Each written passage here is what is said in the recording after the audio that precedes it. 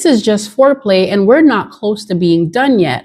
I will never understand anyone who gets into my comment section and tell me that we can't keep blaming white people for the state that Haiti is in when you don't understand what Cold War politics is and what political chess is. This is part 3, and in order for you to understand part 3, you must go watch part 1 and 2. So I'm going to continue reading from archive.org, and we're going to pick up where I left off. Given an account that detailed closely with that of the U.S. official, Constant said that Collins began pushing him to organize a front that could balance the Aristide movement and do intelligence work against it. He said that their discussions had begun soon after Aristide fell in September of 1991.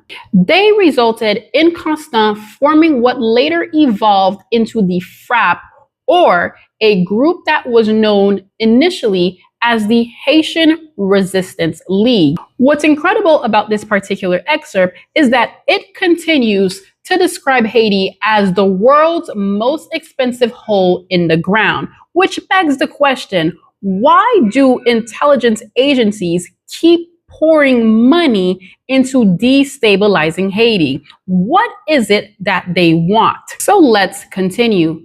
Colonel Collins is now back in Haiti. His last tour ended in 1992. The Clinton administration has brought him back for the occupation, and he has refused to comment on record. But a well-informed intelligence official speaking before the FRAP furor broke confirmed that Collins had worked with Constant and had, as Constant says, guided him and urged him on. Collins has in recent weeks spoke quite highly of Constant and has said that Constant's mission from the United States was to counter the extreme of Aristide.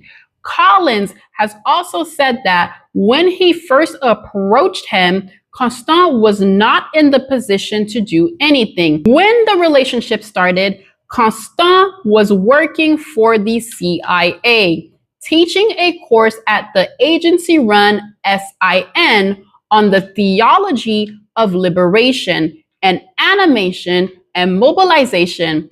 At the time, the CIN was engaged in terrorist attacks on Aristide's supporters, as were Constant's pupils, Army S-2 field intelligence officers. The targets included, amongst others, popular church catechists, meaning the church that was attacked during the Aristide movement, St. Bosco Jean, by that white gunman was CIA funded.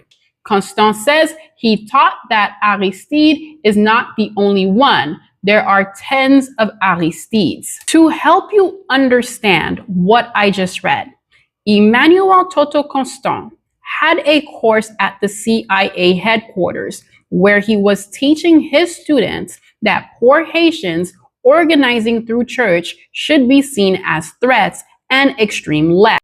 And we learned that the US was training and paying people to attack the churches of Haiti.